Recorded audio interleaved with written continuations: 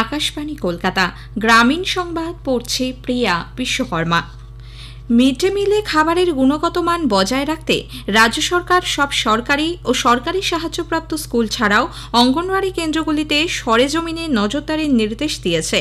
Mid day meal নিয়ে মুখ্য সচিব মনোজ পান্থ গতকাল বিকেলে নবান্নে বিদ্যালয় শিক্ষা দপ্তরের আধিকারিকদের সঙ্গে বৈঠক করেন। সমাজ কল্যাণ, স্বাস্থ্য, পঞ্চায়েত সহ সংশ্লিষ্ট দপ্তরের আধিকারিকরা সেখানে উপস্থিত ছিলেন।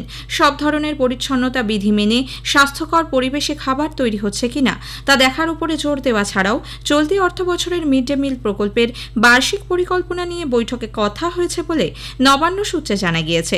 ছাত্রীদের আয়রন ও ফলিক অ্যাসিডের ট্যাবলেট দেওয়ার কাজেও বিশেষ নজর দেওয়ার কথা বলা হয়েছে।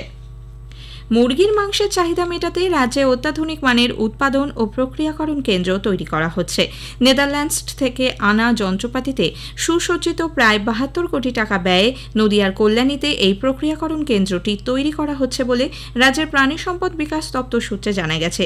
আগামী জুন মাসের মধ্যেই এই কারখানা তৈরি হয়ে যাবে। রাজ্যের বিভিন্ন প্রান্তে থাকা হরিণঘাটা মিটের বিপণী থেকে উন্নত গুণমানের এই মাংস বিক্রি করা হবে। বর্তমানে রাজ্য সরকারের হাতে থাকা ২টি মুরগির মাংস প্রক্রিয়াকরণ কেন্দ্রের প্রতিটিতে রোজ গড়ে ১৫,০০০ মুরগির মাংস প্রক্রিয়াজাত করে বিক্রির জন্য তৈরি করা হয়। রাজ্য সরকার পঞ্চায়েত এলাকার পরিকাঠামোর উন্নয়নে চলতি অর্থবছরের শুরুতেই ১৫০০ কোটি টাকার বেশি বরাদ্দ বিভিন্ন জেলায় পাঠিয়েছে। জেলা পরিষদ, পঞ্চায়েত সমিতি ও গ্রাম পঞ্চায়েত স্তরে কাজ করার জন্য শর্তাধীন এবং নিঃশর্ত তহবিল মিলিয়ে কেন্দ্রের পঞ্চদশ অর্থ কমিশনের মোট ১৫৪৫ কোটি টাকা দেওয়া হয়েছে বলে অর্থ দপ্তর সূত্রে খবর। এর মধ্যে নিঃশর্ত তহবিলের পরিমাণ ৬৯৯ কোটি টাকা। অন্যদিকে নিকাশি এবং পানীয় জল সরবরাহ সংক্রান্ত পরিকাঠামো নির্মাণের কাজে শর্তাধীন তহবিলের টাকা ব্যবহার করা যাবে বলে জানানো হয়েছে। আজ অন্নপূর্ণা পুজো।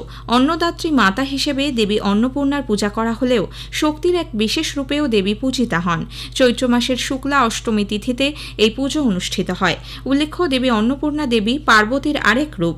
এদিকে রাজ্যের বিভিন্ন এলাকায় সাড়ম্বরে অনুষ্ঠিত হচ্ছে বাসন্তী পুজো। নদিয়ার কৃষ্ণনগর রাজবাড়িতে পঙ্খ অলঙ্কৃত বিশাল নাট মন্দিরে অধিবাসের মধ্যে দিয়ে এই পূজার সূচনা হয়েছে। সাবেকি নানা রীতি মেনে চলছে এই পুজো। দূর দূরান্ত থেকে বহু মানুষ প্রতিমা দর্শনে আসছেন। হুগলির চুচুড়ার তোলাফটক, খুশিগলি, প্রতাপপুর সহ একাধিক মণ্ডপে বাসন্তী ও অন্নপূর্ণা পুজোর আয়োজন করা হয়েছে।